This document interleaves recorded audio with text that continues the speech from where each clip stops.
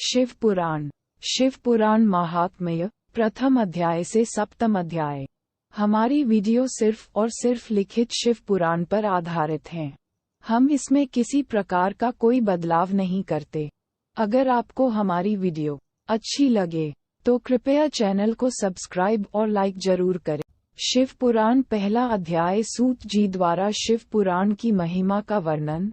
श्री शौनक जी ने पूछा, महाज्ञानी सूत जी, आप संपूर्ण सिद्धांतों के ज्ञाता हैं, कृपया मुझसे पुराणों के सार का वर्णन करें।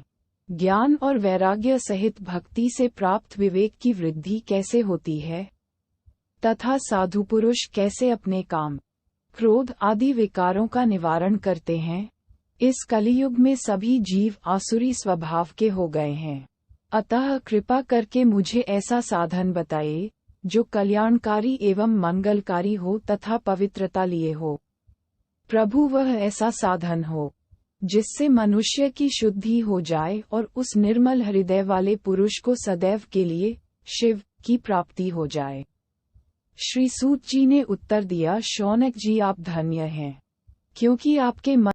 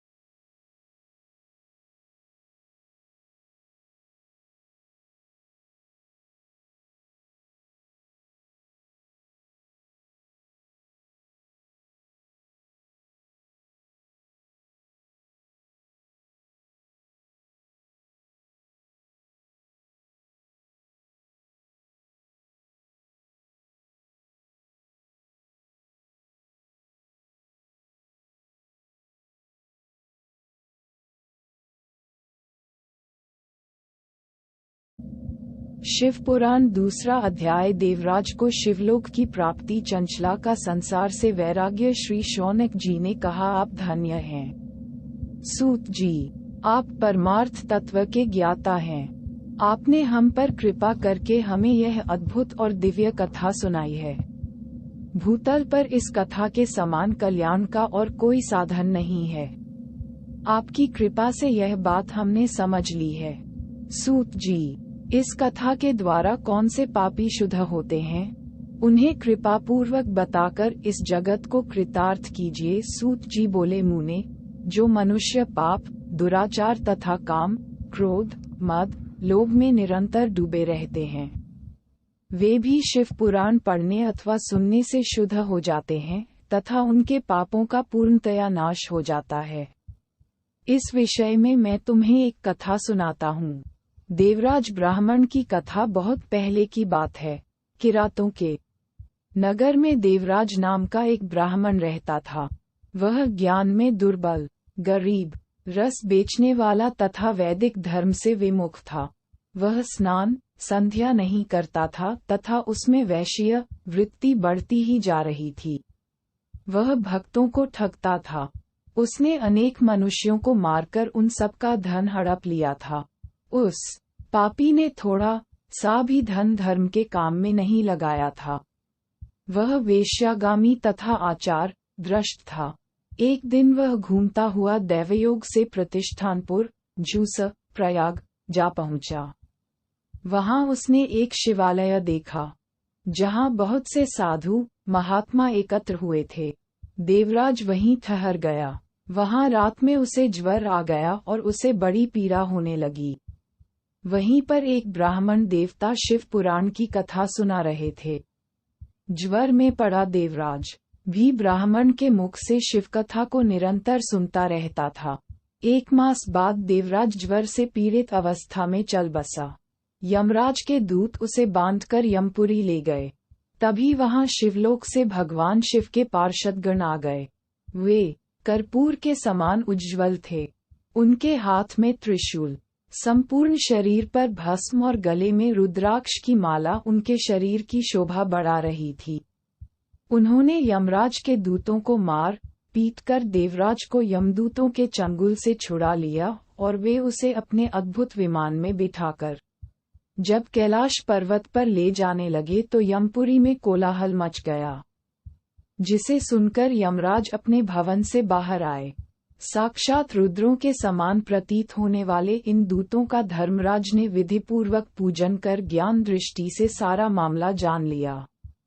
उन्होंने भय के कारण भगवान शिव के दूतों से कोई बात नहीं पूछी।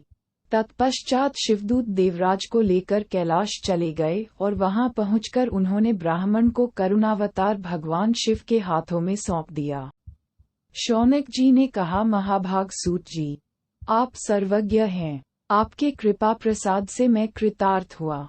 इस इतिहास को सुनकर मेरा मन आनंदित हो गया है। अतः भगवान शिव में प्रेम बढ़ाने वाली दूसरी कथा भी कहिए। शिव पुराण 3 अध्याय बिंदुक ब्राह्मण की कथा। श्री सूत जी बोले, शौनक सुनो, मैं तुम्हारे सामने एक अन्य गोपनीय कथा का वर्णन करूंगा। क्योंकि तुम शिव भक्तों में अग्रगण्य व वेदवेत्ताओं में श्रेष्ठ हो। समुद्र के निकटवर्ती प्रदेश में वाशकल नामक गांव है, जहां वैदिक धर्म से विमुख महापापी मनुष्य रहते हैं। वे सभी दुष्ट हैं एवं उनका मन दूषित विषय भोगों में ही लगा रहता है। वे देवताओं एवं भाग्य पर विश्वास नहीं करते। वे सभी कुटिल वृत्ति वाले हैं, किसानी करते हैं और विभिन्न प्रकार के अस्त्र शस्त्र रखते हैं।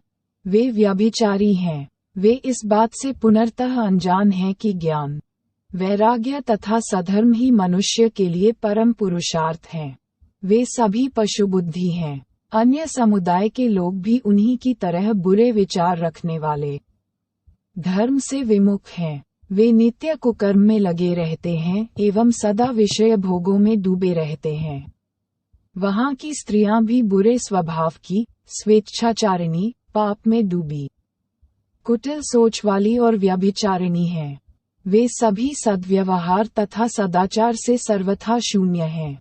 वहां सिर्फ दुष्टों का निवास है। वाशकल नामक गांव में बिंदुक नाम का एक ब्राह्मण रहता था। वह अधर्मी, दुरात्मा एवं महापापी था। उसकी स्त्री बहुत सुंदर थी। उसका नाम चंचला था। वह सदा उत्तम धर्म का पालन करती थी, परंतु बिंदुक वेश्यागामी था। इस तरह कुकर्म करते हुए बहुत समय व्यतीत हो गया। उसकी स्त्री काम से पीड़ित होने पर भी स्वधर्मनाश के भय से क्लेश सहकर भी काफी समय तक धर्म भ्रष्ट नहीं हुई, परंतु आगे चलकर वह भी अपने दुराचारी पति के आचरण से प्रभावित होकर दुराचारिणी और अपने धर्म से विमुख हो गई। इस तरह दुराचार में डूबे हुए उन पति पत्नी का बहुत सा समय व्यर्थ बीत गया। वेश्यागामी, दूषित बुद्धि वाला वह दुष्ट ब्राह्मण बिंदुक समयानुसार मृत्यु को प्राप्त हो नरक में चला गया। बहुत दिनों तक नरक के दुखों को भोगकर वह मूढ़ बुद्धि पापी विंध्य पर्वत पर भयंकर पिशाच हुआ। इधर उस दुराचारी बिंदुक के मर जाने पर वह चंचला नामक स्त्री बहुत समय तक पुत्रों के साथ अपने घर में रहती रही। पति की मृत्यु के बाद वह भी अपने धर्म से गिरकर पर पुरुषों का संग करने लगी थी। सतियां विपत्ति में भी अपने धर्म का पालन करना नहीं छोड़ती। यही तो तप है। तप कठिन तो होता है, लेकिन इसका फल मीठा होता है। विषयी इस सत्य को नहीं जानता, इसीलिए वह विषयों के विषफल का स्वाद लेते हुए भोग करता है। एक दिन दैवयोग से किसी पुण्य पर्व के आने पर वह अपने भाई बंधुओं के साथ गोकर्ण क्षेत्र में गई। उसने तीर्थ के जल में स्नान किया एवं बंधुजनों के साथ यत्र तत्र घूमने लगी। घूमते घूमते वह एक देव मंदिर में गई।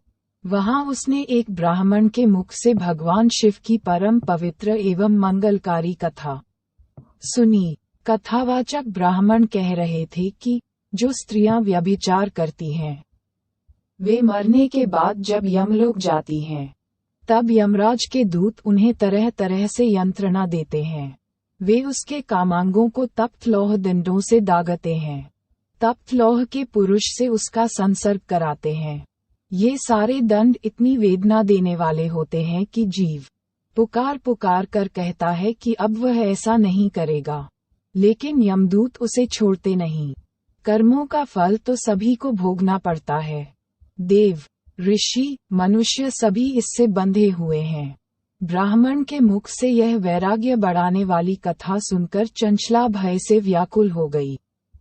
कथा समाप्त होने पर सभी लोग वहां से चले गए।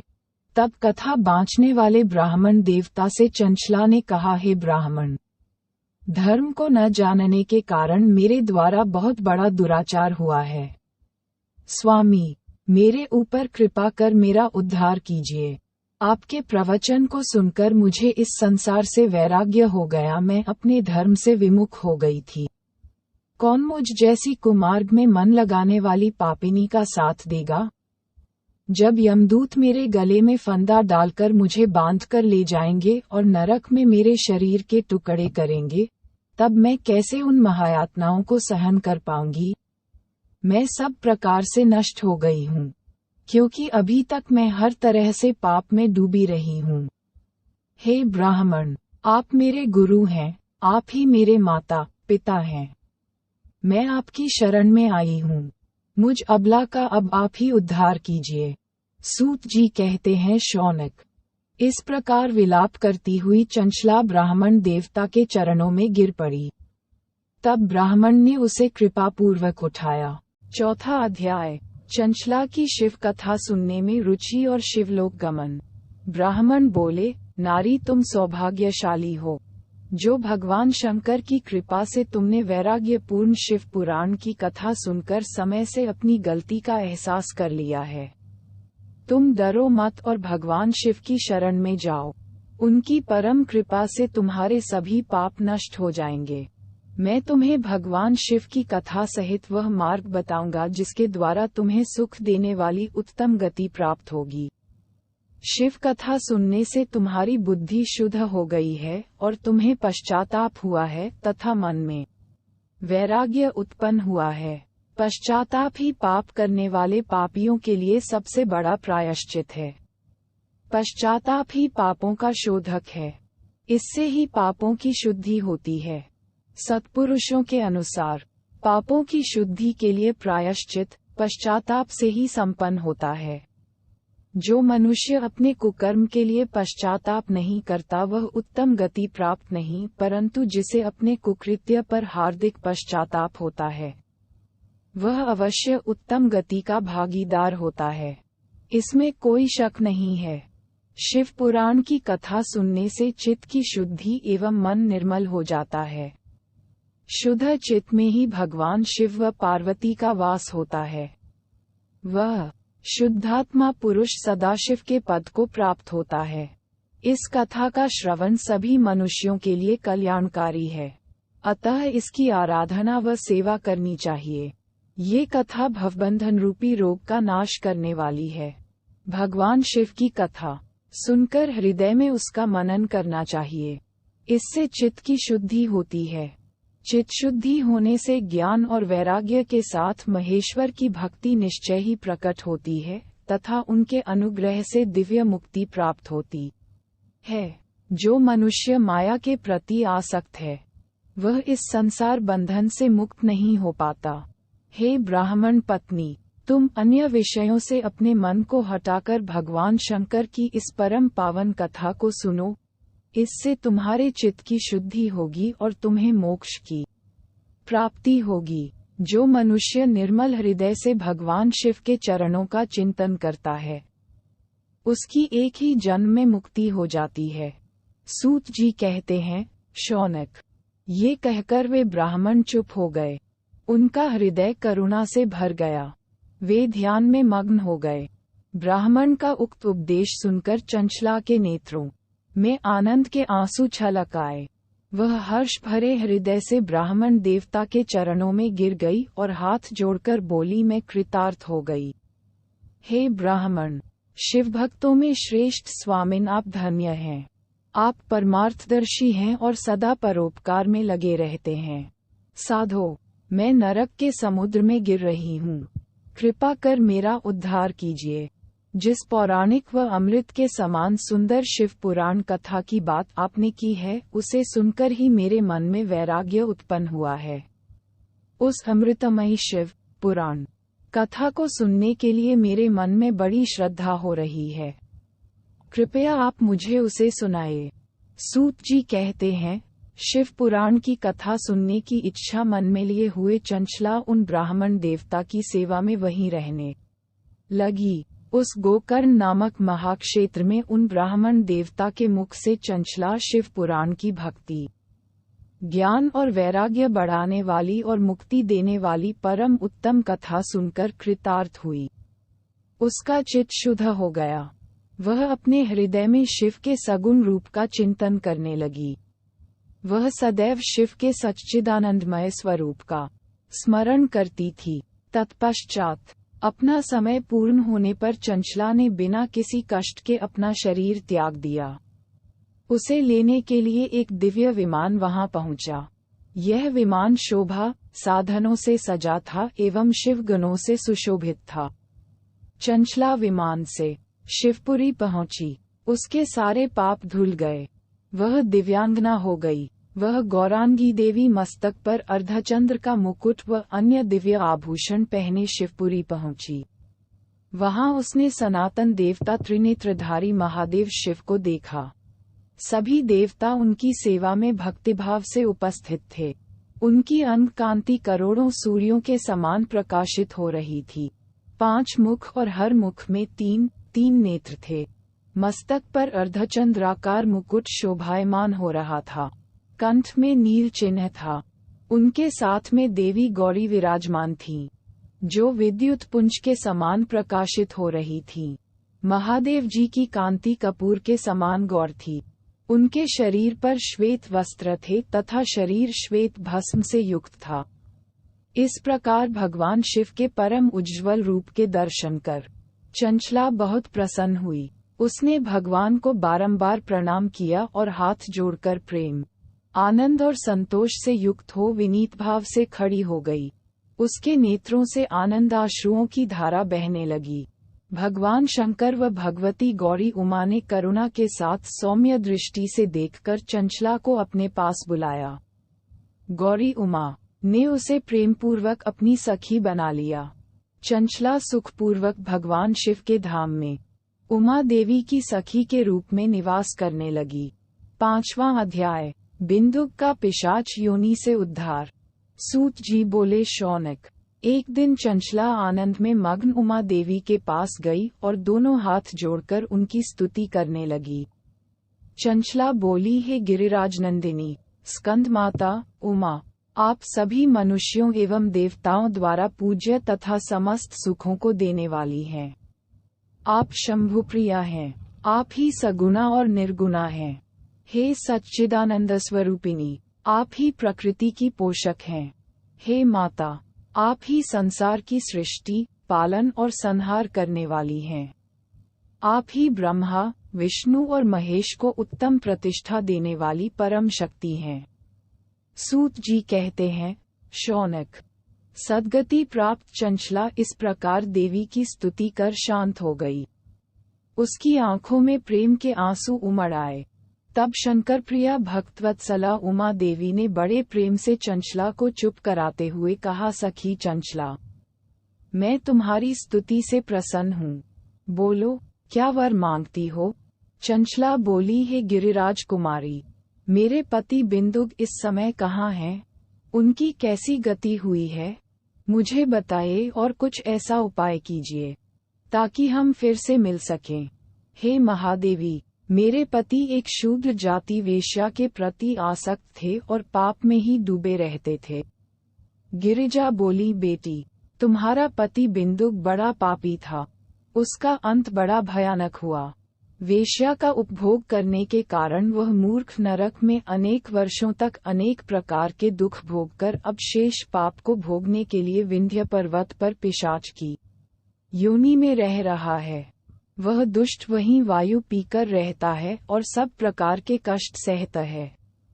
सूत जी कहते हैं, शौनक, गौरी देवी की यह बात सुनकर चंचला अत्यंत दुखी हो गई। फिर मन को किसी तरह स्थिर करती हुई दुखी हृदय से मां गौरी से उसने एक बार फिर पूछा, हे महादेवी, मुझ पर कृपा कीजिए और मेरे पापी पति का अब उद्धार कर दीजिए। कृपा करके मुझे वह उपाय बताइए जिससे मेरे पति को उत्तम गति प्राप्त हो सके। गौरी देवी ने कहा, यदि तुम्हारा पति बिंदुक शिव पुराण की पुण्यमयी उत्तम कथा सुने तो वह इस दुर्गति को पार करके उत्तम गति का भागी हो सकता है। अमृत के समान मधुर गौरी देवी का यह वचन सुनकर चंचला ने दोनों हाथ जोड़कर मस्तक झुकाकर उन्हें बारंबार प्रणाम किया तथा प्रार्थना की कि मेरे पति को शिव पुराण सुनाने की व्यवस्था कीजिए।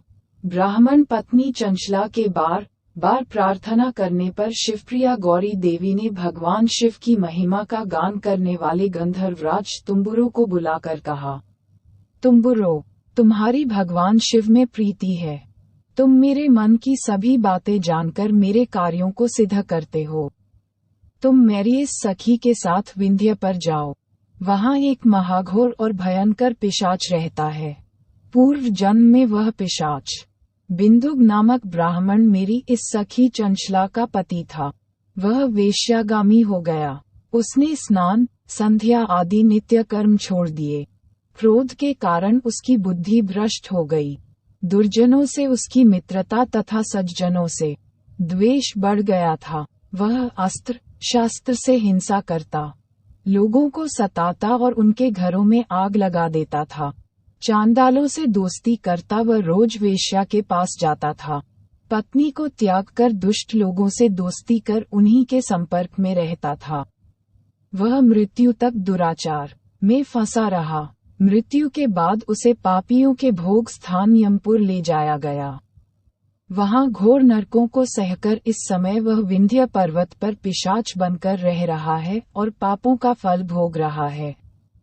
तुम उसके सामने परम पुण्यमयी, पापों का नाश करने वाली शिव पुराण की दिव्य कथा का प्रवचन करो।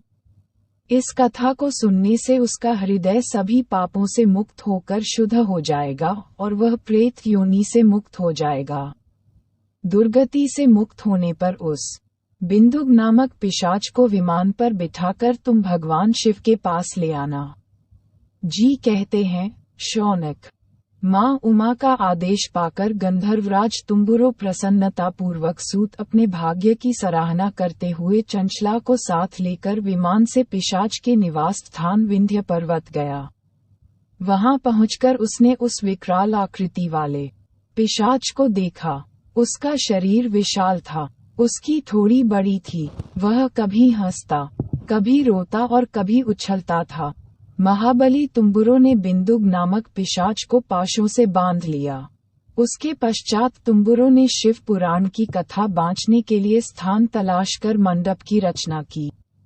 शीघ्र ही इस बात का पता लोगों को चल गया कि एक पिशाच के उद्धार हेतु देवी पार्वती की आज्ञा से तुम्बुरो शिव पुराण की अमृत कथा सुनाने विंध्य पर्वत पर आया है। उस कथा को सुनने के लोभ से बहुत से देवर्षि वहां पहुंच गए। सभी को आदरपूर्वक स्थान दिया गया। पिशाच बिंदुक को पाशों में बांधकर आसन पर बिठाया गया और तब तुम्बुरो ने परम उत्तम शिव पुराण की अमृत कथा का गान शुरू किया। उसने पहली विद्येश्वर संहिता से लेकर 7वीं वायु संहिता तक शिव पुराण की कथा का स्पष्ट वर्णन किया। सातों संहिताओं सहित शिव पुराण को सुनकर सभी श्रोता कृतार्थ हो गए।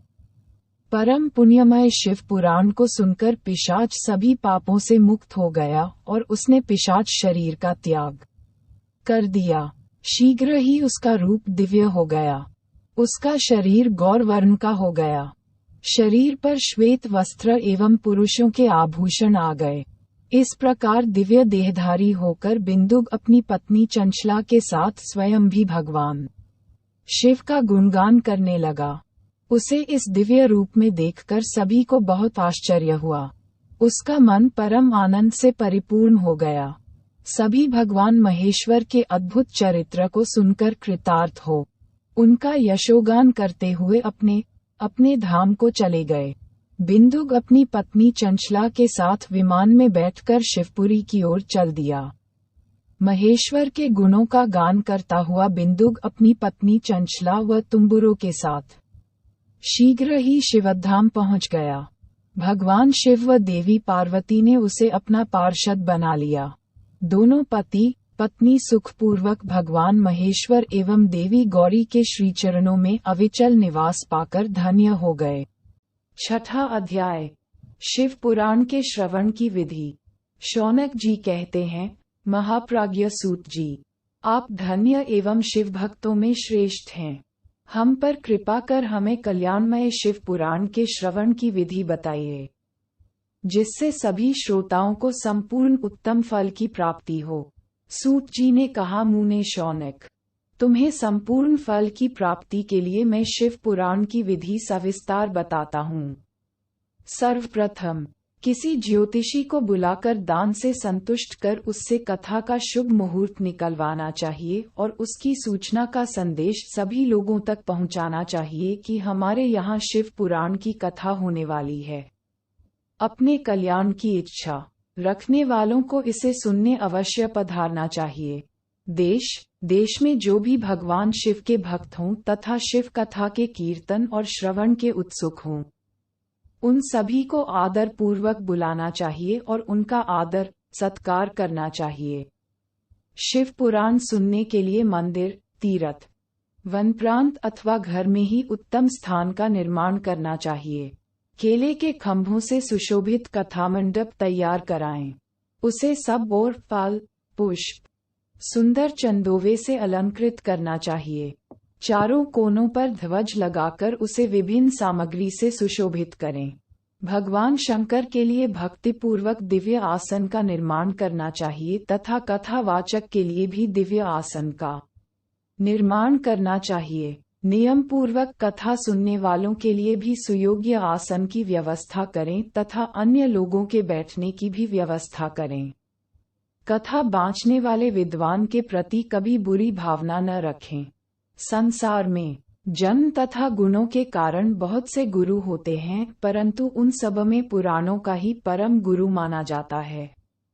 पुराण वेयता पवित्र, शांत, साधु, ईर्ष्या पर विजय प्राप्त करने वाला और दयालु होना चाहिए। ऐसे गुणी मनुष्य को इस पुण्यमयी कथा को बाँचना चाहिए। सूर्योदय से 3:30 पहर तक इसे बाँचने का उपयुक्त समय है। मध्याह्न काल में 2 घड़ी तक कथा बंद रखनी चाहिए ताकि लोग मल मूत्र का त्याग कर सकें। जिस दिन से कथा शुरू हो रही है उससे 1 दिन पहले व्रत ग्रहण करें। कथा के दिनों में प्रातःकाल का नित्य कर्म संक्षेप में कर लेना चाहिए। वक्ता के पास उसकी सहायता हेतु एक विद्वान व्यक्ति को बैठाना चाहिए जो कि सब प्रकार के संशयों को दूर कर लोगों को समझाने में कुशल हो। कथा में आने वाले विघ्नों को दूर करने के लिए सर्वप्रथम गणेश जी का पूजन करना चाहिए। भगवान शिव व शिव पुराण की भक्तिभाव से पूजा करें।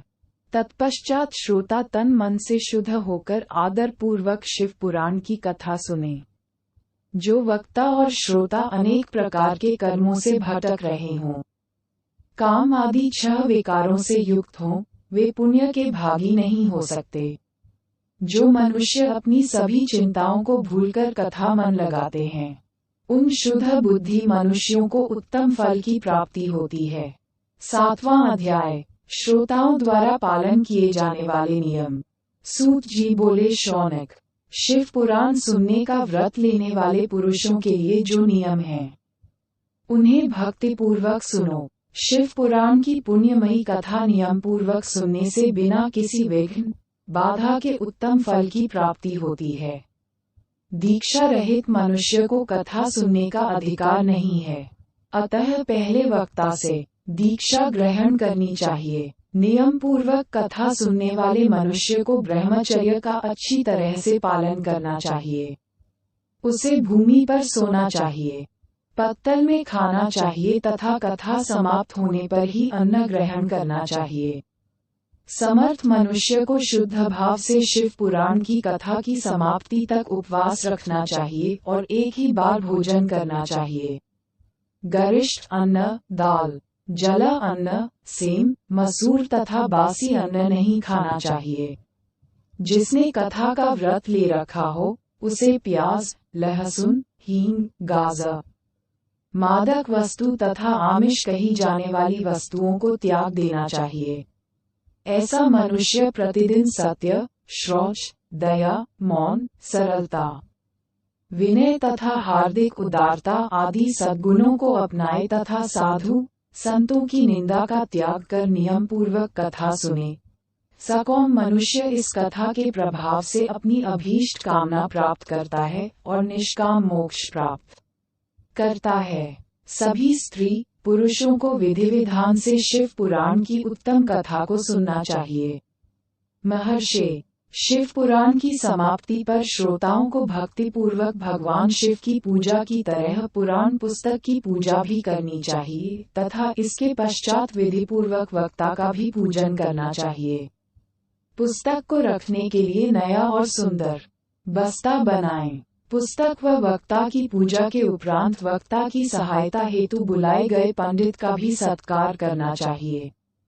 कथा में पधारे अन्य ब्राह्मणों को भी अन्न, धन का दान दें। गीत, वाद्य और नृत्य से उत्सव को महान बनाएं। विरक्त मनुष्य को कथा समाप्ति पर गीता का पाठ करना चाहिए तथा गृहस्थ को श्रवण कर्म की शांति हेतु होम करना चाहिए। होम रुद्र संहिता के श्लोकों द्वारा अथवा गायत्री मंत्र के द्वारा करें। यदि हवन करने में असमर्थ हों तो भक्ति पूर्वक शिव सहस्रनाम का पाठ करें। कथा श्रवण संबंधी व्रत की पूर्णता के लिए शहद से बनी खीर का भोजन 11 ब्राह्मणों को कराकर उन्हें दक्षिणा दें। समृद्ध मनुष्य 3 तोले सोने का एक सुंदर सिंहासन बनाए और उसके ऊपर लिखी अथवा लिखाई हुई शिव पुराण की लिखी पोथी विधि पूर्वक स्थापित करें तथा पूजा करके दक्षिणा चढ़ाएं। फिर आचार्य का वस्त्र, आभूषण एवं गंध से पूजन करके दक्षिणा सहित वह पुस्तक उन्हें भेंट कर दें। शौनक, इस पुराण के दान के प्रभाव से भगवान शिव का अनुग्रह पाकर मनुष्य भवबंधन से मुक्त हो जाता है। शिव पुराण को विधि पूर्वक संपन्न करने पर यह संपूर्ण फल देता है तथा भोग और मोक्ष प्रदान करता है। मुने, शिव पुराण का सारा महात्म्य जो संपूर्ण फल देने वाला है मैंने तुम्हें सुना दिया है। अब आप और क्या सुनना चाहते हो? श्रीमान शिव पुराण सभी पुराणों के माथे का तिलक है। जो मनुष्य सदा भगवान शिव का ध्यान करते हैं, जिनकी वाणी शिव के गुणों की स्तुति करती है और जिनके दोनों कान उनकी कथा सुनते हैं, उनका जीवन सफल हो जाता है। वे संसार सागर से पार हो जाते हैं। ऐसे लोग इहलोक और परलोक में सदा सुखी रहते हैं। भगवान शिव के सच्चिदानंदमय स्वरूप का स्पर्श पाकर ही समस्त प्रकार के कष्टों का निवारण हो जाता है। उनकी महिमा जगत के बाहर और भीतर दोनों जगह विद्यमान है। उन अनंत आनंद रूप परम शिव की मैं शरण लेता हूँ। शिव पुराण महात्म्य 7वां अध्याय समाप्त। अगर आपको हमारी वीडियो अच्छी लगी हो तो कृपया चैनल को सब्सक्राइब और वीडियो लाइक जरूर करें ताकि आप हमारे सभी वीडियो देख सके और अपने परिजनों और मित्रों को शेयर करें। सादर और धन्यवाद। राहुल पांडेय।